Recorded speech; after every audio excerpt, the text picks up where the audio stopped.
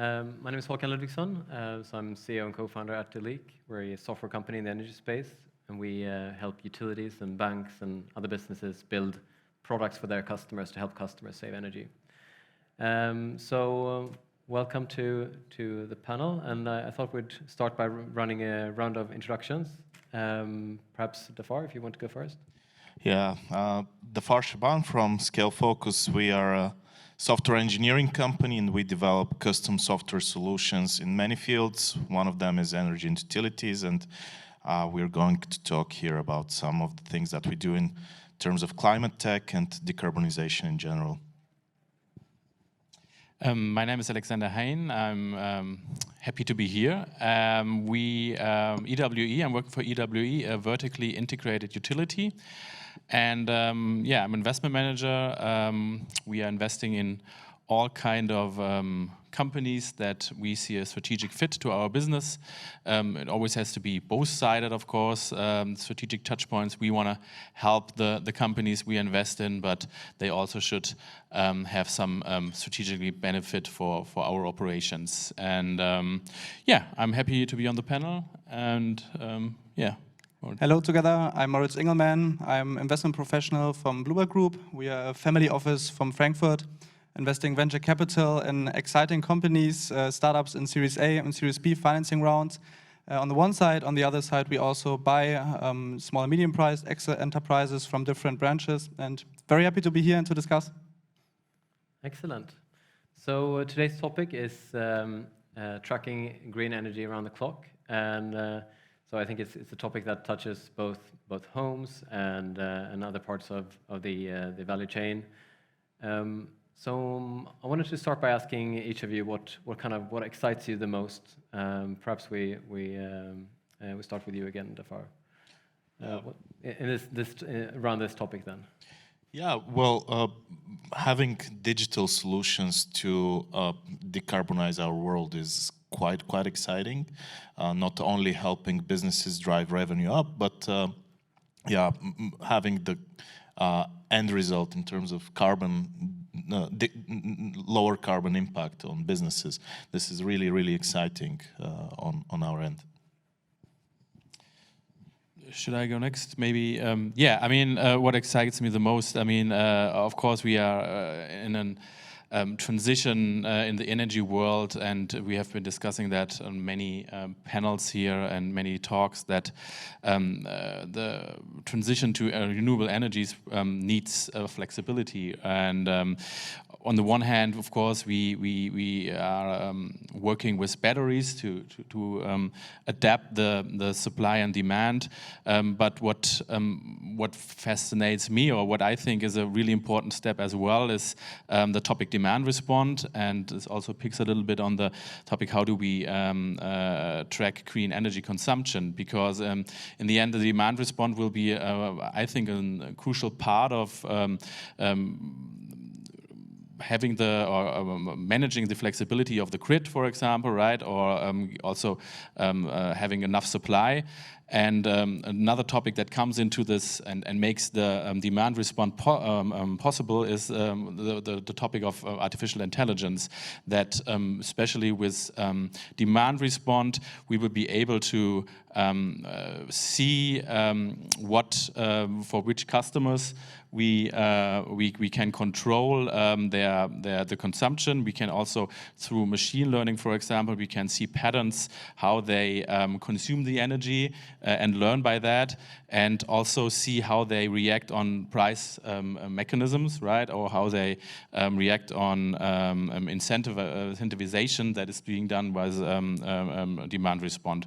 And I think this is an exciting time that now artificial intelligence is on the next level, right? And will give us a few new possibilities to to be able to have the flexibility on the grid. Yeah, for me, it really thrills me to make, or thrills us as a Bloomberg Group to make the livable world at the moment, to make it even more livable, to make it more exciting also for future generations. And I think events like this is a perfect place where you can actually accelerate this development besides doing protests on the street or whatever, but this is actually where you can make a difference, and in the end it's about allocating resources where innovation can make the most impact, and this is what we're doing here, and I think it's really great. Are there any portfolio companies that are working in this space that you want to tell us a little bit about, perhaps? Yeah. Well, you go first, Moritz. For sure, I can go for it. Yeah, I think one very prominent example here was Instagrid. It's a company that really excites me. I mean, the on-grid energy consumption tracking is really important, and it's the major part. But in the end, also the off-grid energy consumption, it's not really big into the focus of. It's not really a focus for many people. And it's very intransparent at the moment, especially, for example, on construction sites and, for example, on railway constructions. The power is mostly generated by fossil fuel generators, and I mean, of course, it has higher CO2 emissions, but on the other side, it's also bears health issues for the workers. And Instagrid really has a cool product there that completely replaces the fossil fuel generators and allows the whole construction industry and many other industries, but it's, I think, one of the most prominent ones, to actually transform into green energy usage. And it has some other really nice factors, because now the energy consumed on construction sites becomes kind of stackable. It becomes trackable, because those are smart batteries, and companies can now really identify which construction sites have which energy consumption and which don't. So they can set targets, they can track, and they can actually reduce the emissions cost and, yeah, make construction more safe. So that really thrills me. That makes sense. Yeah, in regards to, I mean, we are, as DWE, we are investing in companies, right? But we are also pretty much partnering with startups, so there are different topics. Not every company that we are working with is also an investment. From the investment side, there's, I mean, most likely we will talk about flexible tariffs today as well, especially in Germany. I mean, we heard that we are a little behind in regards to flexible tariffs right now. Almost every DSO has one flexible tariff, but I think especially with a smart meter, yeah, I mean, less than 1% in Germany have smart meters, and with that, I think the flexible tariffs and dynamic tariffs are not as useful as with a smart meter, where you can really have the benefits from that. Nevertheless, one company I want to mention that helps at least the smart meter rollout is Solandeo. They are a metering company, and on the other hand, maybe I want to mention a company where we are not invested in, but we are doing a project with. This is more on the topic on guarantees of origin. Of course, this is the supply side. We are talking a little bit about the demand side, but of course, when we or when consumers demand green energy right now, it's being managed with these guarantees of origin certificates. And in my opinion, it's a system that is not as great as it should be. You usually buy that, and you cannot really hourly match it. And we are working with a company called Granular. They are pretty much having a alternative approach to use certificate of origin, and we are trying that out with them. How our customers, especially industry customers, are using this because in our sense we think that they also want to know where exactly the energy comes from which generation, from which wind parks or turbines, these are maybe two companies I want to mention that we as AWE are working with. Excellent. Yeah, well, we don't work, we don't buy startups, but we help a lot of organizations, including most of the time some enterprises, go down the decarbonization alley. And one of the projects which I wanted to share, actually, it's very interesting that across various industries, there's a lot of projects going on to reduce consumption first, and then increase the amount of renewables that are being used. So one of the projects I wanted to mention is for a company that provides data center solutions. We're part of a project to decrease data center energy use in general. Data centers, I believe, produce something like 4% of emissions, or the internet produces 4% of emissions, and data centers are a big chunk of that. And going after the decrease in that consumption is very, very important, I believe. And using cutting-edge technology and artificial intelligence and machine learning is quite useful to go in that in such projects. Another thing that we are part of is a sort of a lab or a research and development experiment by one of the major automotive companies in Europe, which decreases their supply chain carbon footprint by engaging different renewable energy sources, first of all, and then decreasing or asking to their supply chain to decrease their carbon footprint overall by measuring what looks as they are consuming and what they're producing. And this, again, here we're not talking about too complex of a technology, but some, let's say, good old software engineering, and nothing too fancy, but to assemble that in a very good purposes, very, very useful. Yeah, that was. I think that topic was a bit in the press in the past week around Tesla's carbon footprint is just floated up as a discussion topic in the media. So well, maybe you have more projects like that coming up. Well, hopefully across the supply chain and across industries, not only the automotive, but anyways in manufacturing, looking at the supply chain and trying to improve that from carbon perspective, not only from cost perspective. So in terms of kind of back to the tracking of green energy usage, or how, so we're talking, so we mentioned here automotive OEM. So obviously the electric vehicles are a big part of how we're using electricity as we go into the future. But we're also, from a utility point of view, there are other players who provide products to customers that use energy. Who's supposed to solve this problem for consumers? So consumers have they have, on the one hand, they have these flexible tariffs, maybe from their energy supplier. They might have capacity charges from the electricity networks company, and this might be different in many different parts. I know in Sweden, for sure, we have 175 DSOs in a small country, and each of them decide their own tariffs, and many of them have implemented in different ways capacity tariffs. So how you optimize for charging your car, for example, is different depending on where you live in Sweden. I live 200 meters from a border between two cities, and so across two streets, people have completely different needs because they have a very special capacity charge. Who's supposed to? Well, who do you think will step up in the next few years and solve this for customers? Maybe we start with you, Alexander. Yeah, I mean, it's a little bit on this topic about habit, right? I think, first of all, I think it depends on the consumers, especially with car rides now. I mean, when do the customers, the consumers want to charge their car, right?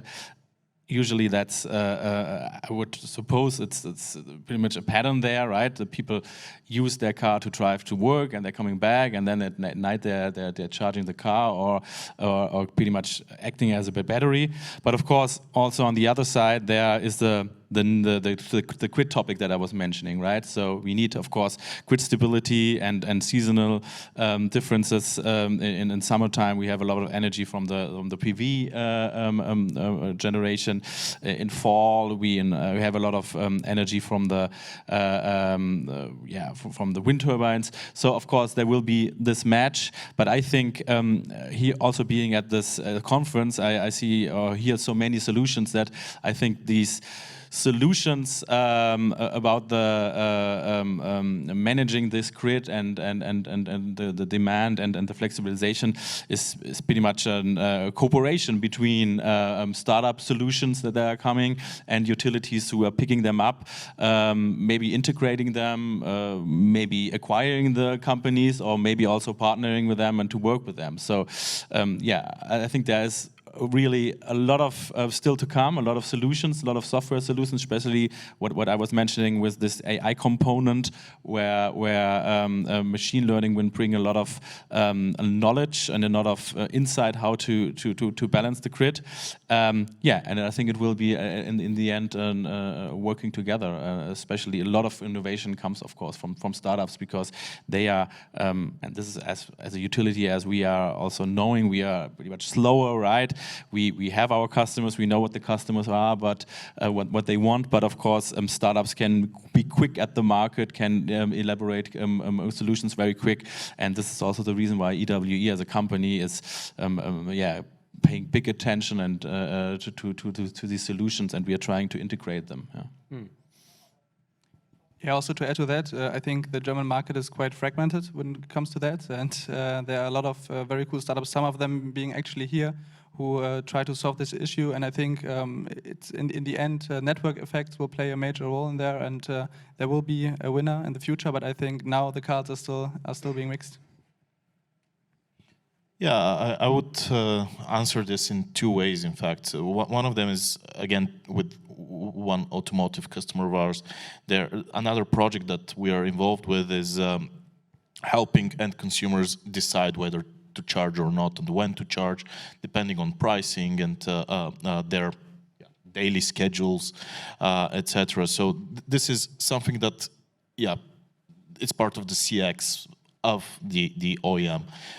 On the other hand, a couple of years back, the financial services industry saw something called PSD2, a pan-European regulation that wanted to enable consumers make better decisions in their financial services that they need.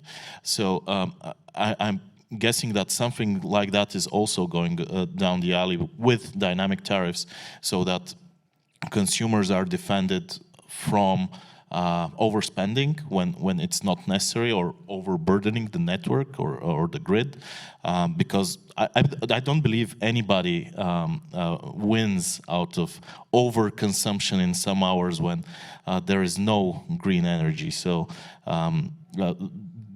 defending consumers on that end also might come down the alley. This is my opinion. Yeah, that makes sense. I think from my perspective, there's definitely some movement on the regulation side. There's more availability, not in so many places around the tariffs that different households or properties are on, but at least on the data of consumption is now becoming more available in other industries. So, for example, we provide energy smart meter data to be embedded in banking applications, for example, around Europe. So hopefully we're taking some steps in the right direction there. If we look at, so we have a little bit more time still. How would we? What do you think? Where do you think we're going to be in 10 years? It's a bit like blue sky here. Where do you think this is taking off? From the perspective of using energy, like right now. So maybe we're coming from an era where we have no information about what's going on in our houses. We just get a paper bill at the end of the month or the quarter, and we're now moving into an era where we have a lot of information. We know there are apps for tracking how green is the electricity in the network, how there are lots of more and more complicated tariffs coming into play, more and more connected appliances, but actually kind of orchestration piece is still pretty, I would say, pretty scattered from a consumer point of view and small businesses. Where do you think we'll be in 10 years?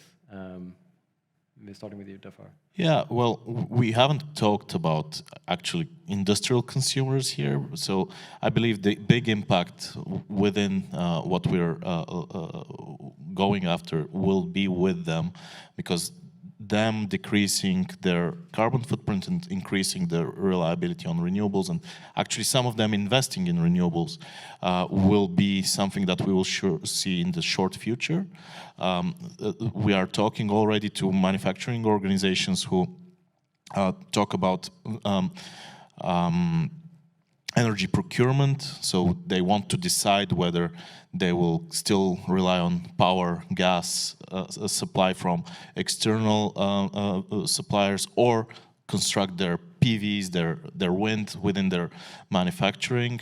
Some of them are already doing it, so the load to the grid will be decreasing in that way. Overall carbon footprint will decrease, but I believe also production planning will shift towards chasing renewables and availability of battery storages and availability in the networks. In some industries that's possible, in some it's very difficult, but yeah, I think it will adjust into that direction. And I guess if we're seeing this continued trend of just more use of AI, we'll see that you said 4%, right? Yeah. Probably see that come up a bit over time as well. Yeah, of course, internet will increase on with Internet of Things, with the Industry 4.0. This will increase. That's why this project with the data center optimization is quite important as well. Yeah.